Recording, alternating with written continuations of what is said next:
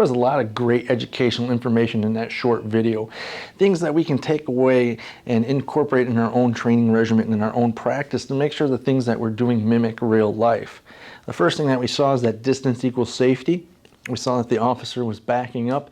He was giving commands, but while he was giving commands, he was keeping a gap, a reactionary gap.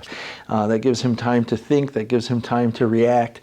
Distance equals time, time equals safety. So it's important that we're aware of that and that we learn to incorporate those techniques so that we can keep distance if we need to.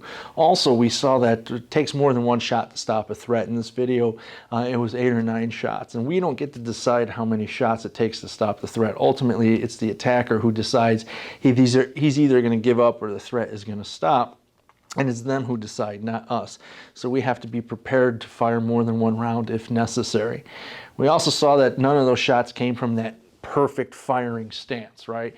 We see that the officer was firing when he was retreating, and even at one point he's shooting over his shoulder. So the perfect firing stance might not exist, and we need to be prepared for that, and we need to learn how to practice shoot on the move and shoot from other unorthodox positions, because we might not get that perfect shooting stance. We also saw at one point the officer falls down, and that might happen when you're moving. We have to be prepared for that. I have taken training classes and fallen down in training classes. So we have to be prepared for that. We have to know how to react. It even looked like the officer dropped his pistol when he fell down. So that's something, like I said, we need to be prepared for. Maybe shooting on the ground might be something that we need to learn. So taking those things away from the video is important, because these things can happen to us.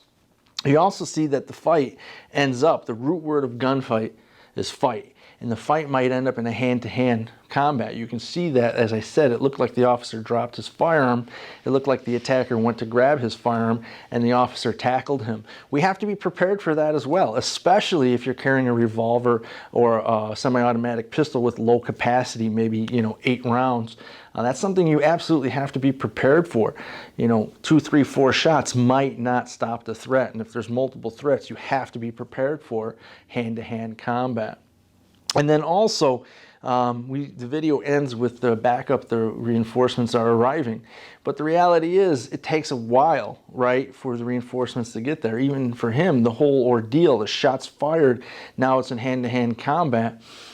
All of that took place in 30 seconds, and it's going to take the police a lot longer to come rescue us.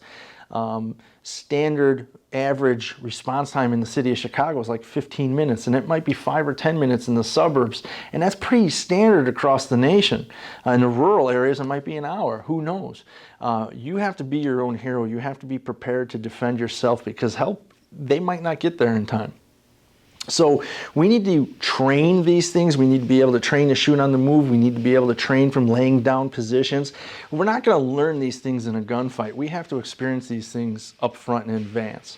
So I invite you to come take a defensive pistol class with us, or take an advanced training class with someone else. But learn these things now while you can. You're not going to figure it out in a gunfight.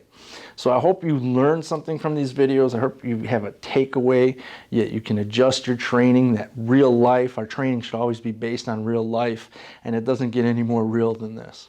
As always, everybody, be armed, be trained, and be alpha.